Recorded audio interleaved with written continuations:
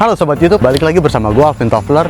Kali ini di channelnya Resin Indonesia ya. Jadi teman-teman, hari ini kita akan review sebuah lensa yang bagus banget sebenarnya dipakai buat teman-teman yang baru belajar mau birding atau mau coba-coba lensa tele gitu ya. Nah, ini adalah lensa Tamron 70-300. Ini adalah lensa terbarunya Tamron. Ini khusus untuk Sony E-mount. Jadi udah native-nya Sony E-mount. Jadi buat teman-teman yang cari alternatif untuk lensa tele di kameranya Sony, di kamera Sony, teman-teman bisa pakai ini. Nah, harganya ya.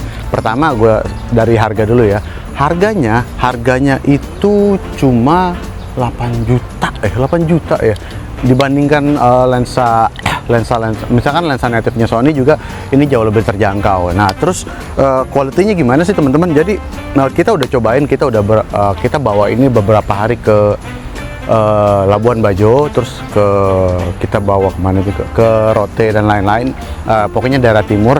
Dan kita pakai ini tuh kita happy banget. Kenapa? Karena image quality-nya ini itu bagus banget. Jadi gua udah cobain dari mulai terik matahari, mendung.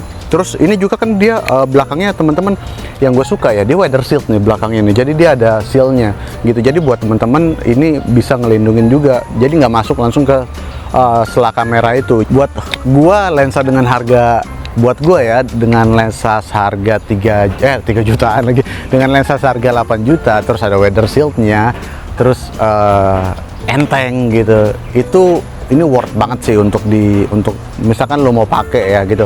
Nah, terus kita udah tes dari beberapa sisi. Nah, kita udah tes ya, siang-siang kita mau lihat sebenarnya chromatic aberration-nya gimana. Nah, maksudnya lensa-lensa alternatif itu biasanya agak rentan di chromatic aberration, karena di beberapa lensa mahal pun chromatic aberration masih ada. Ini sebenarnya memang teman-teman bisa untuk ubah di Photoshop, bisa dikurangin itu, tapi alangkah baiknya kalau gue sih lebih happy kalau misalkan CA-nya nggak ada gitu. Nah, ini selama gue tes ya, nanti gue akan kasih lihat gambar-gambar ya teman-teman. Jadi selama gue tes ya, gue tidak melihat ada CA yang berarti ya, karena dari selama moto landscape ya, mataharinya terik, mataharinya nggak ada, apalagi pasti nggak ada CA-nya, karena CA itu adanya nongolnya pada saat matahari terik doang gitu. Dan kita coba itu, kita nggak menemukan CA yang berarti gitu. Dan kalau misalkan kita waktu itu tesnya pakai A7R2, dan lensa ini dari ujung ke ujung itu menurut gua sharpness-nya itu stabil gitu. Jadi nggak ada yang di cornernya itu nggak tajam. Terus kan biasanya ada, kalau lensa-lensa dulu tuh ada beberapa lensa misalkan yang tengahnya tajam banget tapi dia agak halus ke ujung-ujung. Nah, dan ini lensa ini ujung ke ujung itu tajam gitu. Jadi buat temen-temen yang khususnya buat penggila landscape ya, misalkan kan kita butuhnya F-nya besar, F-nya kecil-kecil kan, F8 ke atas gitu. Nah, ini cocok banget ya buat teman-teman. Dan terus dari sisi size ya, dari sisi size ini kecil karena cuma paling 20 cm, dan ini dia bisa nongol ya, karena lensa-lensa yang kayak gini biasanya untuk memaksimalkan space gitu. Jadi dia bikin lensanya nongol gitu ya. Optiknya bukan yang internal zoom ya. Biasanya kalau lensa 70-300 yang internal zoom dia size-nya segini gitu, tapi ya nggak bisa dipendekin lagi. Dan gue suka lensa-lensa kayak gini, kenapa? Karena enak banget buat masuk ke tas gitu. Beratnya juga nggak berat-berat banget. Nanti gue tulis di sini ya, gue lupa beratnya berapa, tapi ini enteng gitu. Terus teman-teman, nah ini yang paling banyak ditanyain. Jadi pas begitu kita upload, kita lagi coba lensa ini, banyak banget yang nanya, bang, itu autofocusnya gimana? Autofocusnya gue kasih tahu ya, ini cepet loh ya. Gue agak kaget juga sih, maksudnya dengan lensa yang tidak terlalu mahal gitu, ini autofocusnya kenceng loh. Bahkan gue pakai A7R2 ya, A7R2, kita pakai A7-nya, A7 seri 2, itu autofocusnya kan belum terlalu kenceng tuh. Kita mau tarik burung, dapet ya. Nah, problemnya itu ada kesalahannya, ada di orangnya aja ya. Jadi gue ceritain dikit ya. Jadi ini ceritanya ya, waktu kita lagi duduk-duduk di kapal gitu, cuaca mendung, terus abis itu orang-orang pada masuk ke kamar semua. Terus tiba-tiba ada tim gue bilang, wah ada elang lagi makan. Wah langsung ambil kan, langsung ambil, tek. langsung sikat foto cekrek terus sampai banyak gitu. Pas selesai moto gue baru sadar settingannya masih settingan landscape.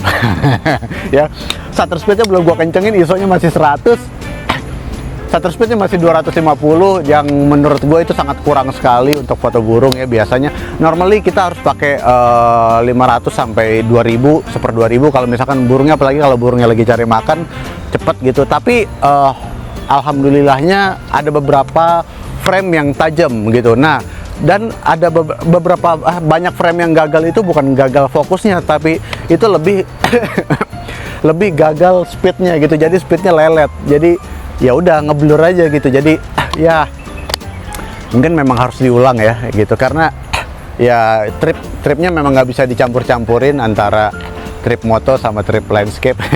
Trip moto birding sama landscape, dan kameranya juga mungkin harus dispesialin nanti gitu. Tapi mungkin next time kita bakalan uji lagi, mungkin kita bakalan balik lagi ke sana, kita akan moto burung lagi gitu. Mudah-mudahan burungnya masih ada ya gitu. Ya masih ada lah, karena semenjak COVID ini kan orang semakin sedikit yang ke sana. Terus yang gua kaget kemarin pertama kali datang ke sana tuh masih hijau, terus ada ular gitu, ada ular nongol, itu bagus banget sih. Terus ada burungnya juga nggak malu-malu lagi, jadi bener-bener mereka cari makan di situ, di tempat itu, di dekat kapal. Wah, itu happy banget sih kalau misalkan dekat kapal gua ya, sayangnya dekat kapal orang lain ya. Tapi gue dikasih kesempatan untuk moto seperti ini aja, gue udah happy banget gitu. Jadi ya at least lensanya kepake banget, jadi worth banget.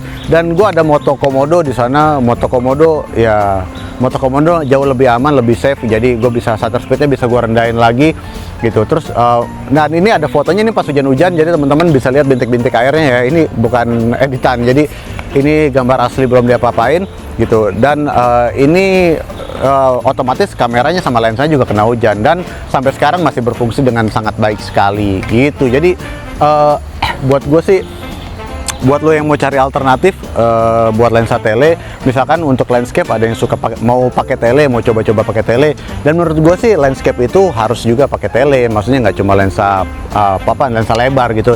Jadi buat lo yang mau coba-coba, ini sih rekomen banget gitu. Jadi kalau gue sih happy banget.